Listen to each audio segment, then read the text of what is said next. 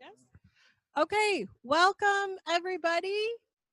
Today we're going to talk about NSF Career Awards and some of the resources that are available in the College of Engineering. We also will have a small panel of people that are very familiar with the NSF Career Award process. We have some recent winners. We are lucky to have people from Women in Engineering here today, the Diversity Office, the K-12 Office, and I'm going to hand this over to our Associate Dean. Thank you. Yeah, so seems like a lot of people are really interested in this topic. And and so I'll explain why we are want to do this, because as a lot of like junior faculty may not quite familiar with the new organization we have is the college level inclusion and diversity. So I'm the associate dean, and CEO is the assistant dean, and we have women engineering like diversity program office. You'll hear like what broader their activities on inclusion and diversity. I know this is a big portion of your NSF Career Awards. There's like a technical. We're not going to talk about the technical part. We're talking about broader impact, and within the broader impact, you have like a research broader impact, and also the society outreach, educational broader impact. And so we feel like our diversity inclusion efforts within the college A can help you and work with you on this topic, and B need your help and engagement to enrich our program. I have just one slide, I actually three slides, I think. And and many of you are familiar with why we're doing this. And this has been challenging for the nation for many, many years. And we don't have enough talents working in the field of engineering, in the field of STEM. And what we need to do, we need to tap the untapped talents. We need to find those, encourage more women and more currently underrepresented groups to study engineering. We are looking forward to eliminate those barriers so we can create a better environment for them to study engineering and motivate them. And you can see the statistics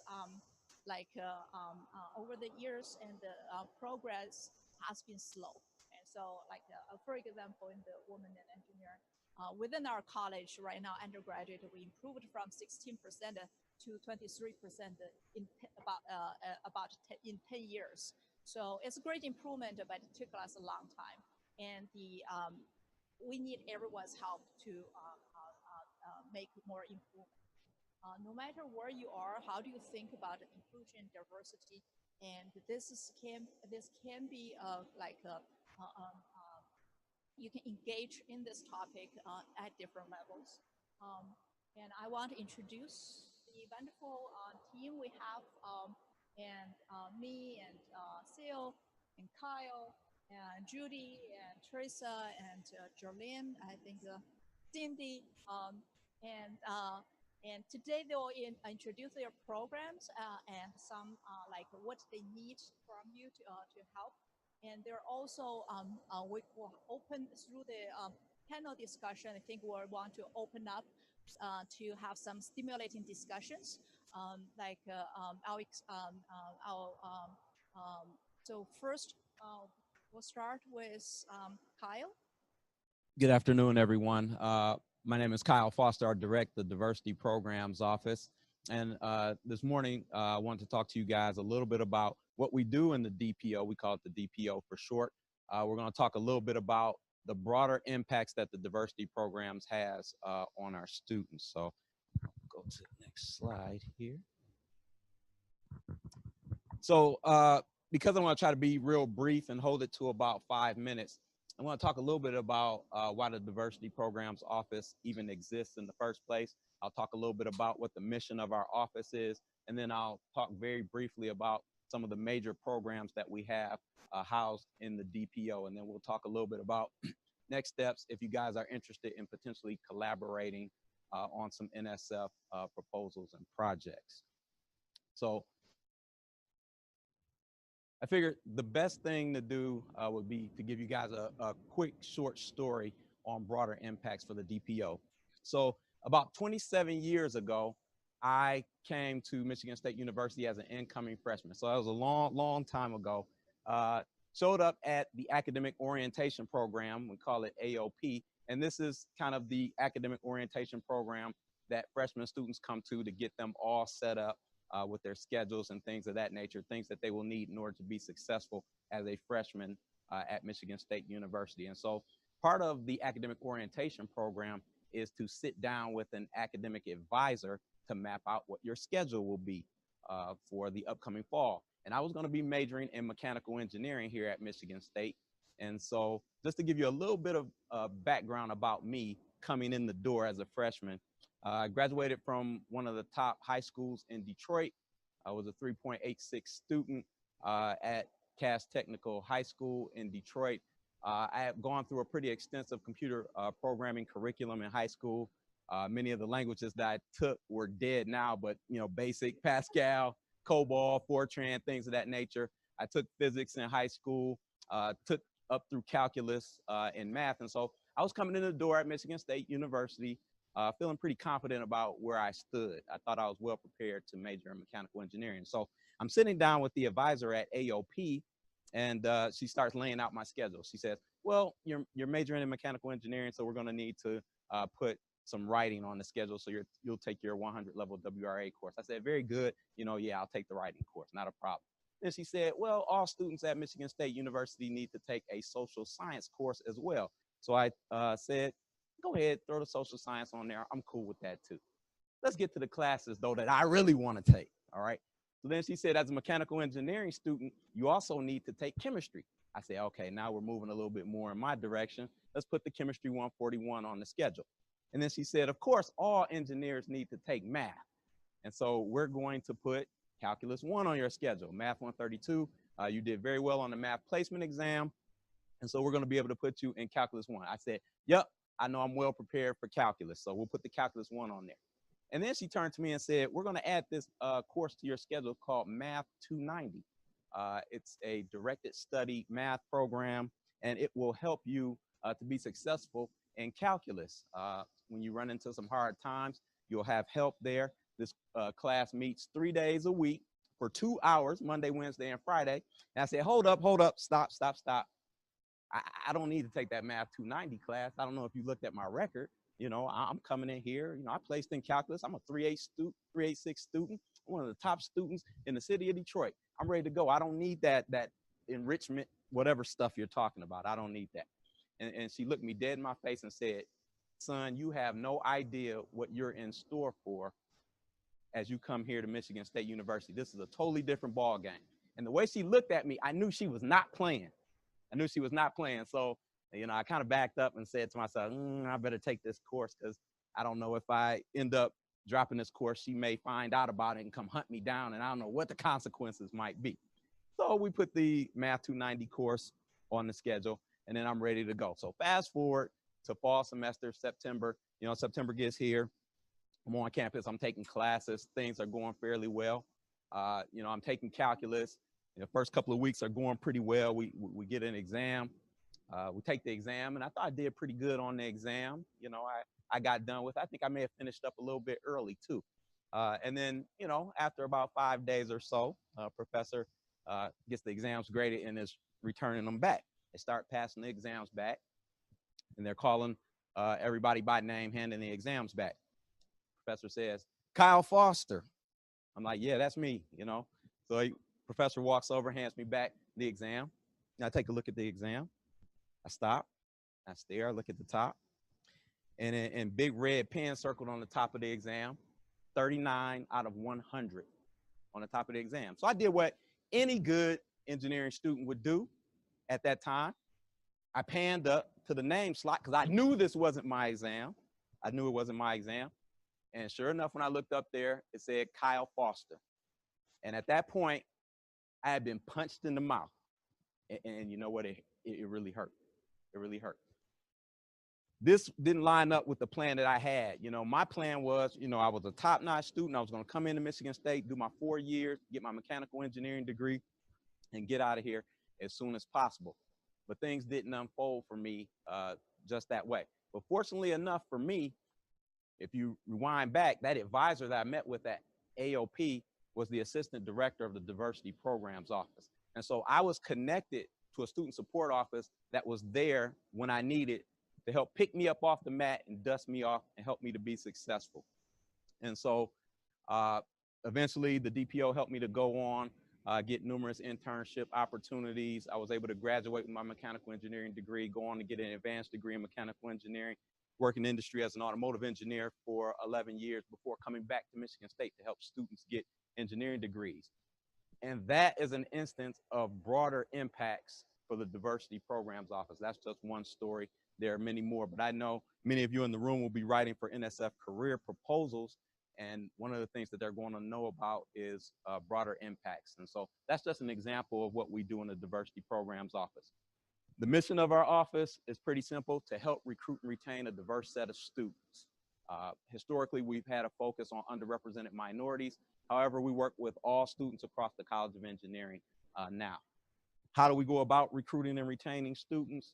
We do it through our numerous student support programs. So I'll talk a little bit about those and then get out of the way here. The Michigan Lewis Stokes Alliance for Minority Participation, we call it MILSAMP for short, is an NSF, National Science Foundation, grant-funded alliance of schools that have the mission of increasing the numbers of underrepresented students who are graduating with bachelor's degrees in STEM fields. We are in phase 3 of that particular grant.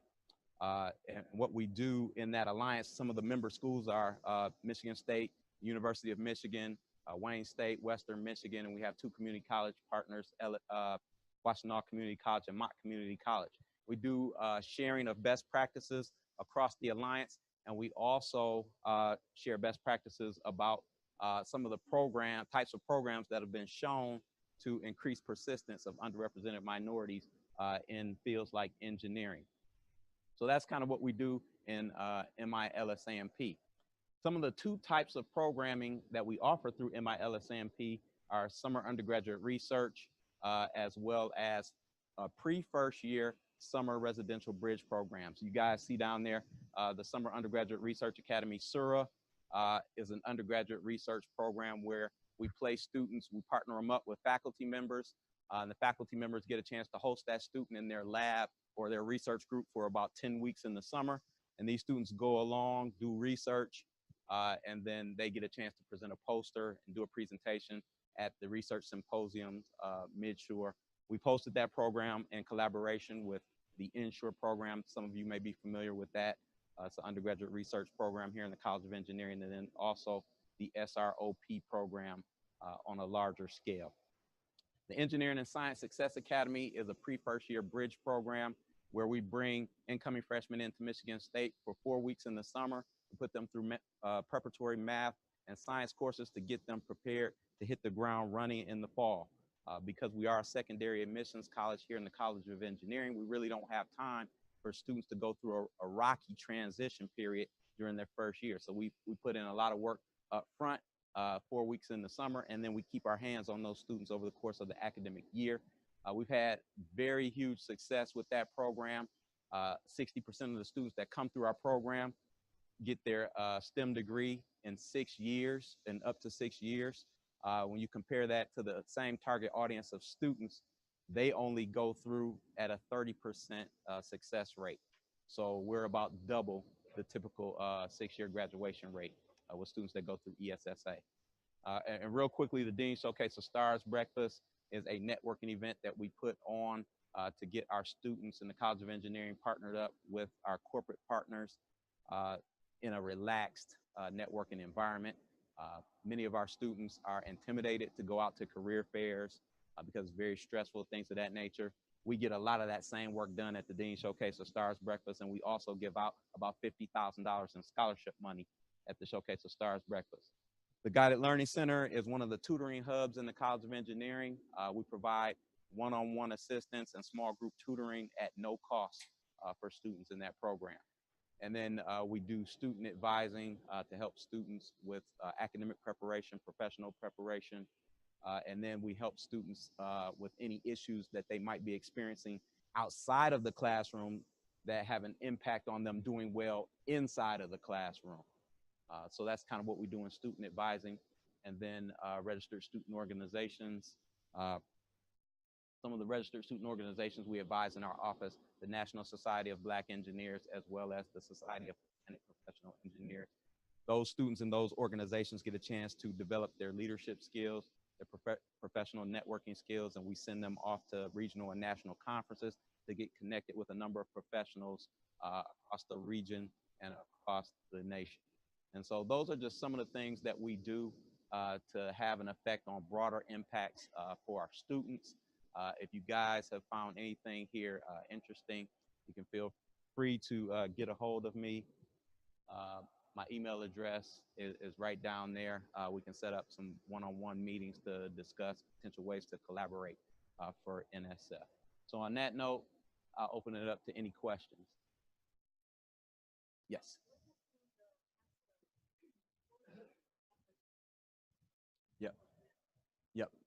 Yep. So we've collaborated with professors in a number of ways. One, depending upon what the area of research is, you guys would possibly host a student or two in your research group. We do have funding from our MILSAMP initiative to help you guys with the funding for the student. That's one of the ways.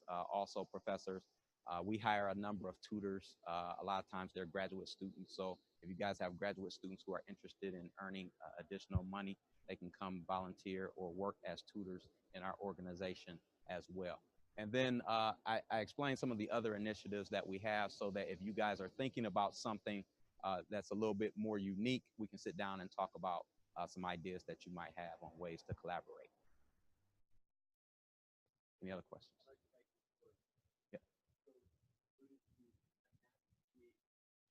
Yeah, it was a Math 290 directed study course. I don't think they still have it in that current format. It was very useful for me. We all know that problem solving skills come from doing more and more problems, and so we did a lot of problems, a lot of repetition, things of that nature that I probably would not have done had I not been forced to do it. We don't get a ton of transfer students from Lansing Community College. However, our community college partners, Washtenaw and Mott, we're looking at getting more transfer students from them. Certainly, we love to have transfer students from Lansing Community College as well. And so if you know of any students that have transferred in, definitely get us connected with those students because we'd love to partner with them. Yeah, so one of the things we do with transfer students is sit down with them, get them connected to some of the DPO programming that we have already going on, get them connected with all of the resources that are available across the campus so that they can be successful. But we are looking at ways to set up more formal programming for transfer students coming on board. And that's part of what Washtenaw and Mott are going to be doing. Good afternoon, everyone. My name is Judy Cordes, and I'm the Director for Student Success in the Women in Engineering Program. I'll let Sandy introduce herself. I am Sandy Chrisley. I'm the Assistant Director for Student Success with the Women in Engineering Program, and then I moonlight with the Graduate Studies Office. So, excuse our attire. We're actually moving offices today, so we're a little informal in what we have on, but we just wanted to take a few minutes to introduce you to the things that we do. We actually work with current students that are here at MSU, specifically women, but our programs are open to everyone. And we help them try to succeed in getting engineering degrees. As was stated earlier, there aren't a lot of women going into engineering, and we're trying to change that. We have seen success since we started our Women in Engineering program in 2007. And we've gone from 16% to 23%. But the other great thing is that we've seen very high retention rates. Our retention rates are at about 85+%.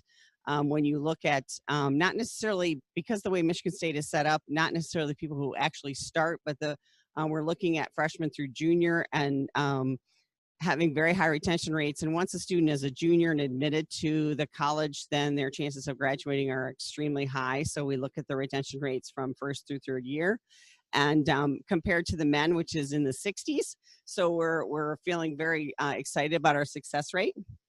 And we do provide an open, collaborative, and supportive community for our women students, and do a lot of programming that is connected to forming community, because women need community in order to be successful. So just a couple things. We have, our biggest program is our formal mentoring program. And this is something that's grown from the original 17 pairs up to 79 pairs, where we match incoming freshman women with upperclassmen women. We have quite an extensive survey they fill out, and that's how we get them matched. So we don't just look at a match of majors, we look at a match of majors, personalities, all kinds of things, so that they're good matches and solid matches. And then they can also choose, if they don't want to do a pair, they can do a group. So we have small groups as well. So we went from originally 17 pairs to now we have 79 pairs and 9 small groups. So it's quite a large program, 225 women, but it's very successful. They meet professionally. The groups meet 6 times a semester. The pairs meet 3 times a semester, but then they meet outside as just pairs, and they do a lot of connection. And this has been, we get a very good turnout once a student has been a mentee.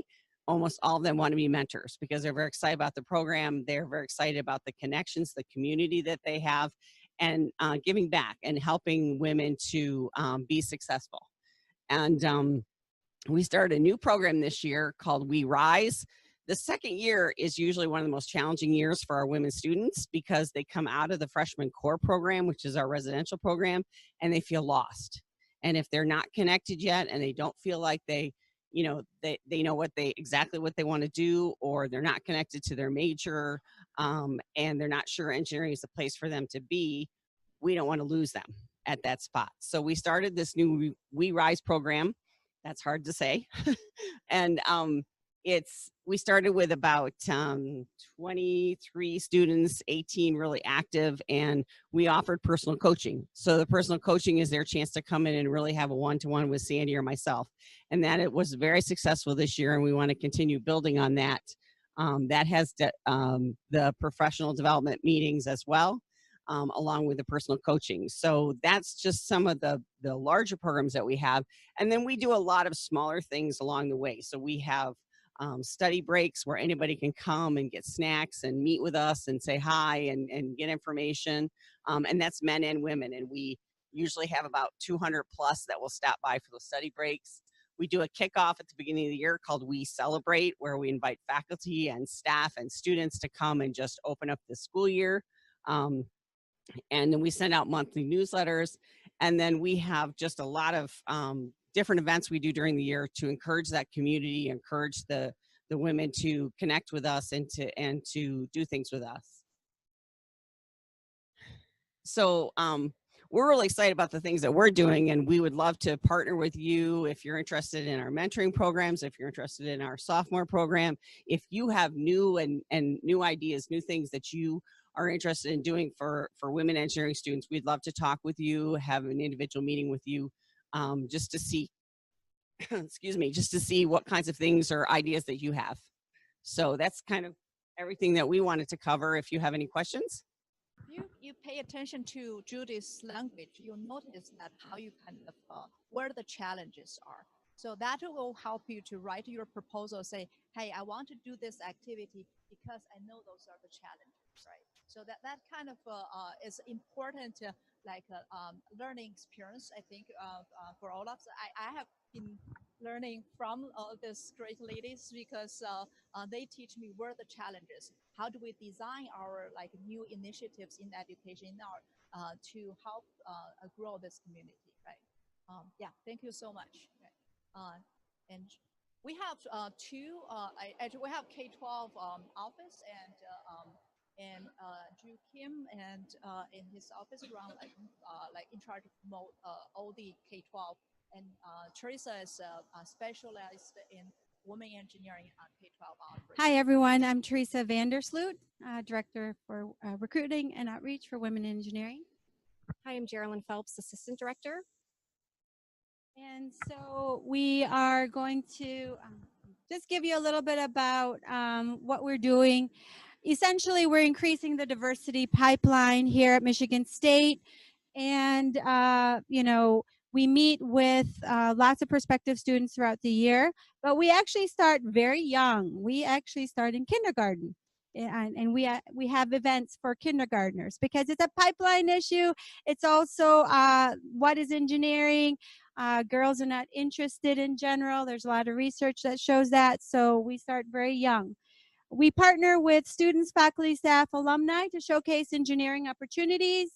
We cultivate leadership and personal growth with current students. A lot of the current students that we work with, we put them through a leadership program, so they are facilitating, they're the role models, they're the people who are interacting with parents and also the kids. They also go into the community and provide hands-on activities. Some of them are related to your research, whatever your research is, and so we have worked with quite a few of you already. Again, we're advocating, promoting diversity, and increasing awareness of the broad and meaningful ways engineers are making a difference in the world. These are the numbers. We started about 5 years ago. It was a newly created position, and Geraldine and I just every year are evaluating what we do.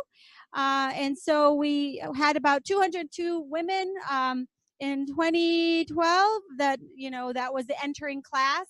And then in 2018 it was 383. It is a challenge, I can tell you, because here at MSU we don't really offer any scholarships for students, and so we're competing with a lot of other universities, and so we're continuing to work hard on that. And so this is the percentage for our incoming class.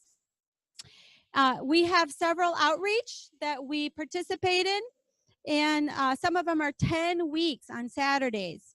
And we have girls that are coming from over an hour away. So one is our Girls Who Code program, and our students are the teachers. And so I partner with another faculty member to make sure the curriculum is all set.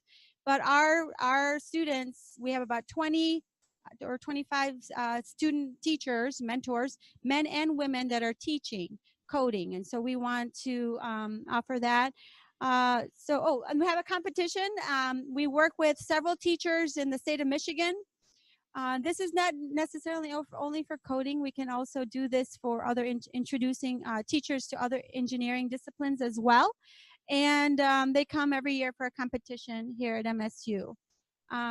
We have an event in the fall called Girls STEM Demo Day, and I'm going to have Geraldine talk about it. So the Girls STEM Day is in the fall. It's for K through 4th graders. We have 20 activities.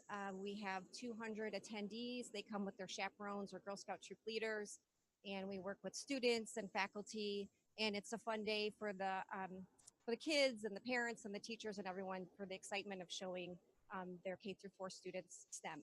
And we work with the other colleges, so it's an exciting day. And we have Introduce a Girl to Engineering. This is one of our larger events. This spring, we had 450 girls, and that doesn't include parents. So we have close to 800 people in the building. We have principals, we have teachers, Girl Scouts, and faculty, as well as students, doctoral students, provide a hands-on activity for the kids, and it's 4th to 8th graders, and that's an age that we really work hard to put on programming for, because that's the age girls start to lose interest in math. That's the research shows.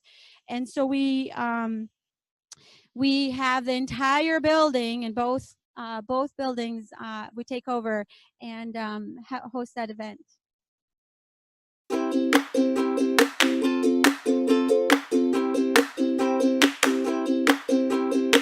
I think today was about showing girls that they're capable of harnessing the skills that are needed to be a good engineer, and that they can problem solve just as well as anyone else. So today was about empowering girls.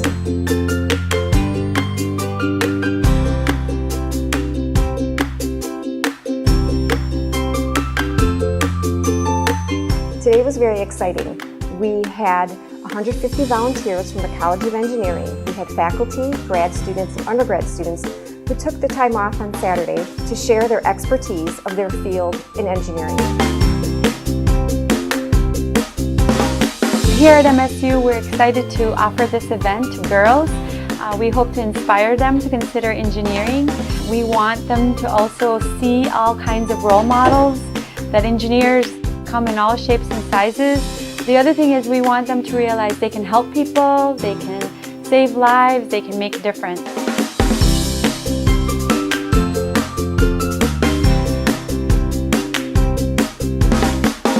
There's such an importance in having women as well as a diversity of women within engineering, and for them to have this opportunity to be introduced as well as to have a chance to play a part in the future of engineering. It's great.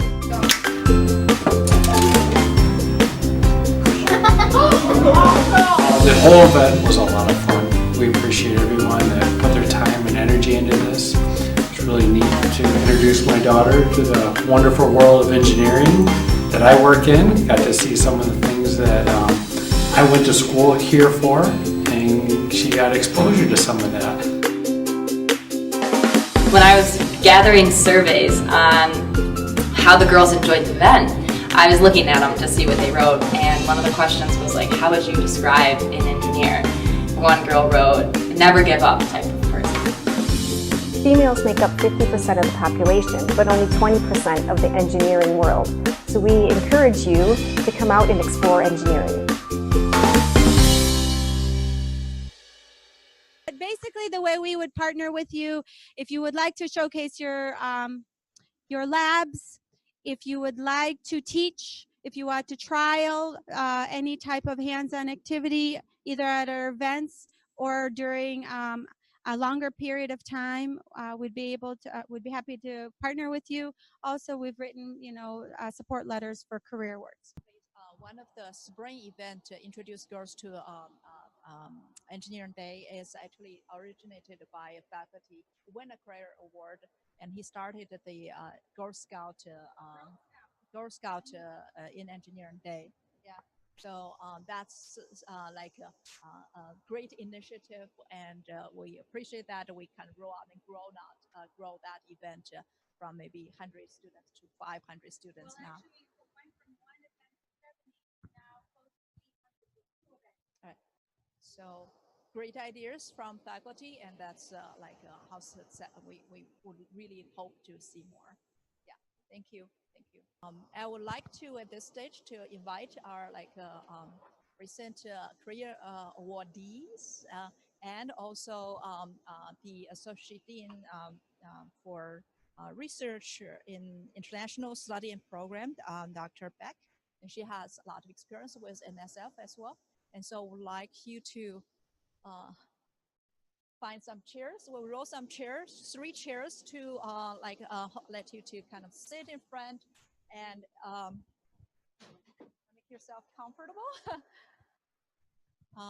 Maybe you can introduce like some of your own experience with like NSF, either like the process or your own experience to when you're like NSF.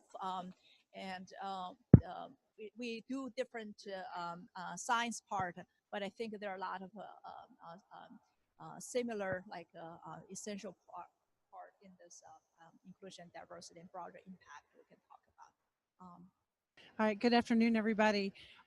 Again, I'm Deandra Beck, and I'm the Associate Dean for Research and International Studies and Programs. Before coming to MSU about 4.5 years ago, I spent 6 years at the National Science Foundation working as a program officer in the Office of International Science and Engineering. I also spent about 4 months in the Division of Material Research working on a detail assignment both with DMR and with the chemistry group, and that's in the Math and Physical Sciences Directorate. At NSF, the Office of International Science and Engineering is a central unit that touches all the research directorates. So I worked with colleagues in engineering and geosciences and math and physical sciences and education and human resources.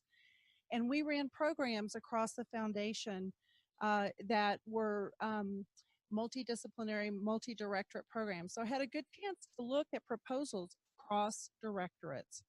And if I could add on, this was an extremely helpful set of resources for you all to think about as you're designing your career proposals. Just a couple of things, And this is not only just for career proposals is for anybody who puts in an NSF proposal. I can't tell you how many proposals I saw with a 5-page proposal limit that people spent 4.75 pages worth of intellectual merit and 0.25 pages worth of broader impacts. And I'll tell you this, that if, you know, you've got a lot of competition out there, right? We know that. We know what the success rates are for an NSF proposal. If you guys are competing with a suite of people and you're all in the highly competitive range, or if you're in the competitive range on your intellectual merit, what is going to tip you over to a successful proposal? Broader impacts. And increasingly, NSF is looking for a lot of creativity and broader impacts. You guys just heard great programs that are operating here that you can look at diversity on your proposals. I can tell you that from an international dimension, you can also look at global impacts in terms of broader impacts on your proposal. I will caution you, for those of you who are interested in working in developing countries, that helping scientists or educators in developing countries rise up and be better at what they're doing in research and education is really not a good broader impact for you to put on your proposal, because that's not NSF's mandate. NSF is trying very hard to raise the caliber of science and engineering within a US community. So if you're going to work internationally, you need to think about the international context of what you're doing, but not necessarily building capacity in developing countries. That's another agency, US Agency for International Development, working there. So I want to just mention to you, you know, we're over in international studies and programs. If you're thinking about your career proposal, if you want to add an international dimension, I'm happy to talk to you about your strategy in doing that. I just wanted to let you know that there are resources across the street for you all to tap in as well. So the question is, what's the proper portion of broader impacts? There isn't a proper portion, right? You know, so you have to think about your science and you have to talk about your science, but don't neglect your broader impacts, because everybody spends most of our time, right, thinking about our science. But what NSF wants us to do is to think about our science in a broader context. So, for example, there may be inherent broader impacts in the kind of work you're doing. If you're designing a brand new water filtration system, you could have global impacts, and you can describe what those global impacts are. But if you're going to say, and I'm going to use this to teach a new course, is that very creative?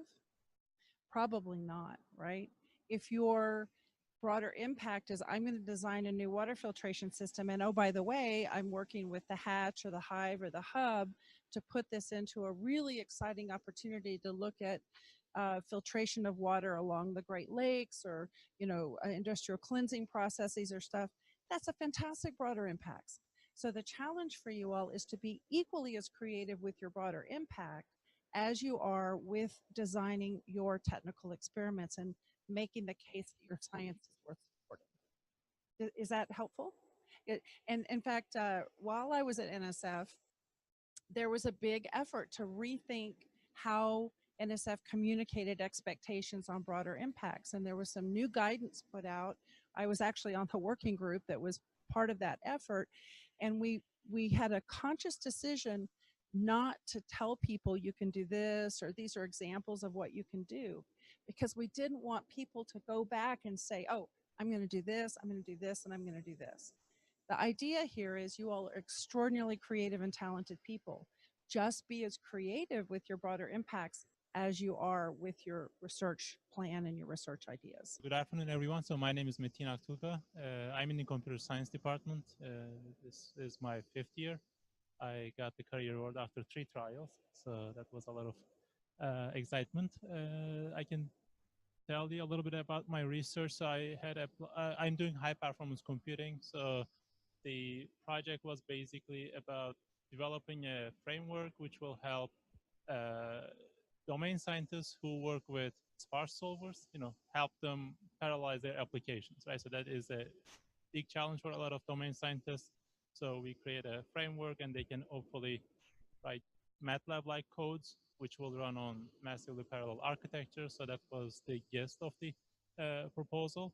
So I think, you know, it's not really broader impacts, but I think as a word of advice, finding the right program is obviously the most important part. So in my first 2 trials, I had gone to a different, under computer science, I had gone to a different directorate, a different, yeah, I think office or directorate, whatever it's called.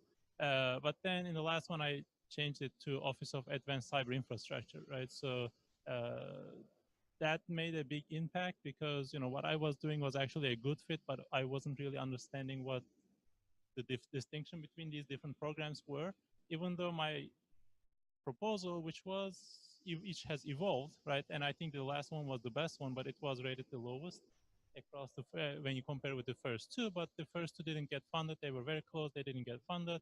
The last one got funded. So I think, you know, finding the right program, talking to program managers, understanding what they're looking for is very important. So SAIS organizes, for instance, the NSF Career Days. So they have these day long or half a day and a half long workshops.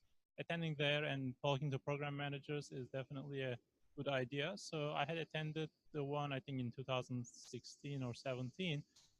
The clear message, so I was solely focusing on the research aspects of my proposal, but after attending the workshop, the clear message I got there was teaching is equally important.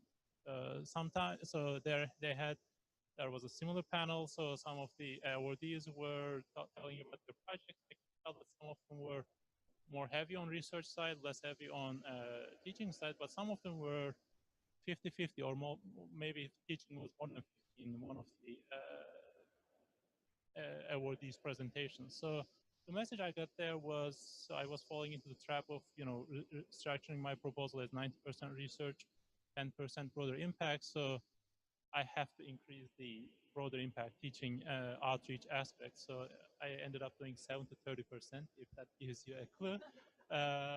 So that, but in that case, you know, as Beck mentioned, it's being creative is important. I wouldn't say I was very creative regarding the broad impacts parts. You know, helping domain scientists write parallel code, it's definitely a good research broad impact, but in terms of teaching and outreach, I wasn't that creative, but it was sufficient to check boxes. So what I proposed was basically doing a summer school. So when I was doing my postdoc, I was teaching in some youth camps, teaching computer science. For competitive computer science, there is a USACO competition. It's USA Computing Olympiad. I had done it when I was in high school, so I was teaching it when I was doing postdoc. So I said, you know, I will do something similar at MSU. I didn't know about Terasa's program, so I knew about Drew Kim's, right? So the plan was essentially to reach out to K-12 students, have a program here at MSU for like a couple of weeks to teach them about competitive programming and then competitive programming. So it was enough to check boxes, but I wouldn't say it raised my application. So I think if you are on the verge, so I was on the verge in the first two, for instance, you know, if I had a stronger, broader impact, maybe that would be a good boost, but you know, I was lucky in the third one. So that is my broad, you know, a brief story. So. Well, it's fresh. I just have to add one point. Okay, I'm going to ask in the room, how many of you have ever contacted your program officer at NSF? Can you raise your hand if you have emailed your program officer at NSF? Have you? Oh, those hands, put them up. Because you know what? All of you guys get A pluses. Everybody who has done that gets an A plus.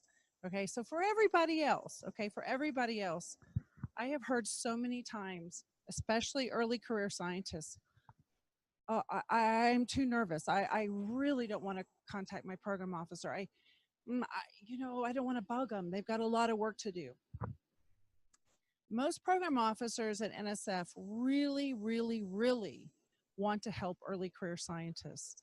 And I'm going to give you a formula for contacting them, okay? The formula is that you take one page, just one page, and prepare a summary of your research in lay terms, your intellectual merit paragraph, and your broader impacts paragraph, just like a one page. And you email that to your program officer and you say, I'm thinking about doing a career, applying for a career award. This is the idea that I have. This is my science. This is my broader impacts. What do you think? Then you can figure out, are you in the right program? Do they have advice for you and to say, that's exciting, broader impacts, really like what you're doing, or, I think you could do a little better. If you reach out to them, if you're organized about reaching out to them, 1 page, summary, intellectual merit, broader impact, please give me some advice. That is the best thing that you can do. So I hope that if we do the session again and I come back and talk to the next session and I ask how many people have their hands raised up, I almost think that would have to be a requirement. I don't even care if you're an assistant professor, associate, or full. You got to email your program officer. That's part of what their job is. Okay.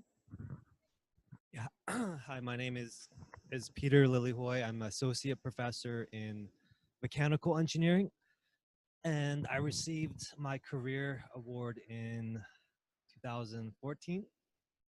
So it's several years ago. And my research for my proposal was developing textile-based biosensors for disease diagnosis and health monitoring. And for the broader impacts and outreach, I actually, leveraged a lot of the resources that were discussed earlier in today's presentation. So I had, proposed to work with undergraduate students through shore and inshore programs to recruit women and underrepresented students during the summers and even during the academic years. I've also worked with, proposed to work with K through 12 with, being involved in some of their programs like the RET program and the High School Summer Engineering Institute, right? So I've led a couple of these summer camps for middle and high schoolers, specifically about my research and on wearable sensors.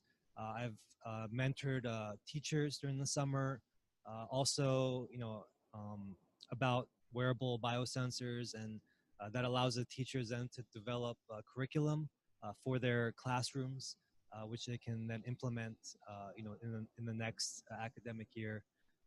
And I also, talked about how I can do some broader outreach.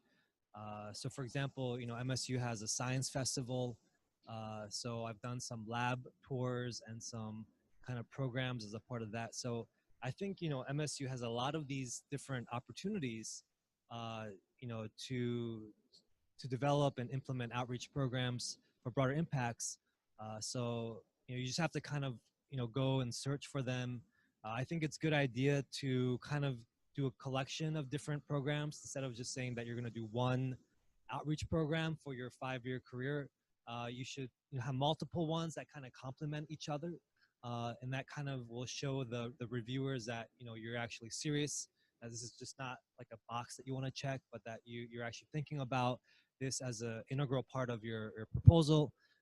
And if you can add something creative, we heard about that before. I think that would be also great. I don't think, it would be bad though to just kind of use a lot of the existing resources at MSU, because I think MSU has a lot to offer versus a lot of other schools that might not have many of these programs that have already been implemented. So, I think, kind of using what is already here at MSU is good, but if you want to kind of take it up another level, I think it would be, better to kind of think of another more creative program that either is in addition to what MSU already has to offer, or it could complement with, another of the existing programs as well. So I think that's kind of a summary of my proposal and broader impacts. Actually, I can add what I went to an NSF Career Award workshop, not because I was applying, I heard this very interesting, innovative idea about studying the girls like outreach like K-12 girls summer camp program, and she found that at the end of the program, not all the women like girls are interested in engineering. She wanted to go back and study what are the programs, how do you put them together, and you can have a different response. I think that is an example that you can look at, leverage what the existing program is, and do some additional like work and to enrich that program. I think that's really a win-win situation. It definitely is not just I'm going to attend that like program. I know there's something interesting. There's some like a better outcome I'm looking for from this program, and I think everyone in introduce their program this more before will appreciate that involvement and think together, work together, and get things better, right? And the other question to our NSF awardees. Yeah, so I didn't recruit the students myself. That's kind of where the K through 12 program, they already have these existing summer camps, but they're looking for faculty to either run one of these camps or develop kind of a new program to run. So they will take care of the recruiting, the scheduling. You just have to, for example, if you want to come up with a new program, develop, for example, a hands-on activity and a brief presentation, and then have a couple of your graduate students come and help out. But they even offer volunteers from engineering to help out as well. So they actually do a lot of the kind of the logistics, and it really helps you as a faculty to kind of do this, implement this, because otherwise it would just take you a lot more time and resources. So I think that's really a great thing about all of these existing programs is they've been doing this for many years, so they have all of these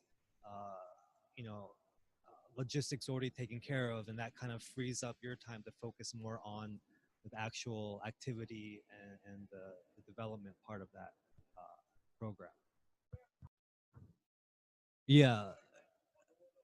There's no guidelines. It's always good to, I would say, include some budget for your outreach activities.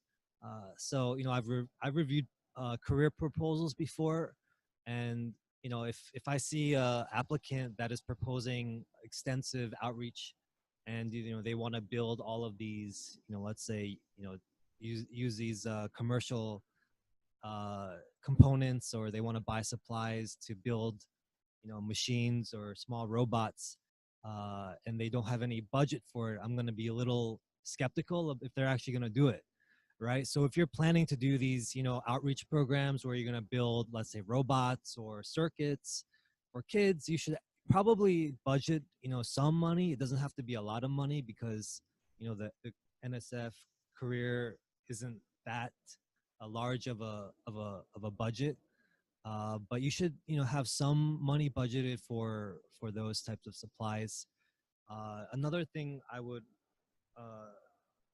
suggest is if you want to do some sort of evaluation for your outreach plan, you could also budget money for an external evaluator that could come in and run some type of surveys or assessment to kind of help you improve in the future offerings of your programs. I agree. So there definitely needs to be a budget, but in my case, for instance, for running the summer program, the main thing is basically reaching out to students and teaching classes. Everybody has a computer, so I didn't really need any equipment in this case, right? So no special equipment. And with outreach, you can use the existing.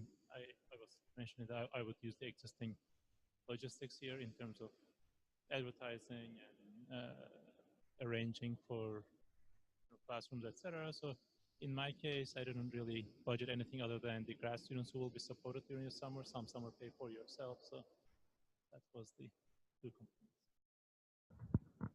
How would a proposed broader impact be evaluated? I think we have a lot of experts in the room who have been to the panels. What do you feel like? How would the proposed broader impacts be evaluated? I have been to a few review panels, so if I see a proposal which is really doing a good job in broader impacts. You know, even if it's not really good in terms of its research. I mean, if it has to be sound and reasonable, but it may not be too creative in terms of research. My impression about that proposal is more positive. From, you know, if research is, let's say, 6 out of 10, if broader impact is 9, so you know, that really raises the overall impact on me. So that's how I look at a proposal. So there may be some deficiencies in research, but you know, you can oversee them. But if it's from a person, you know, who has just written basically just 95% intellectual merit, 5% broader impacts, which are just boilerplate stuff, I tend to be more critical on the research part, right? Because they don't really pay attention to NSF's. One of the main goal is outreach and broader impact. So, and program managers also would like you to pay attention to that part. So that basically takes away from the strength of your research part. So that's my point of view.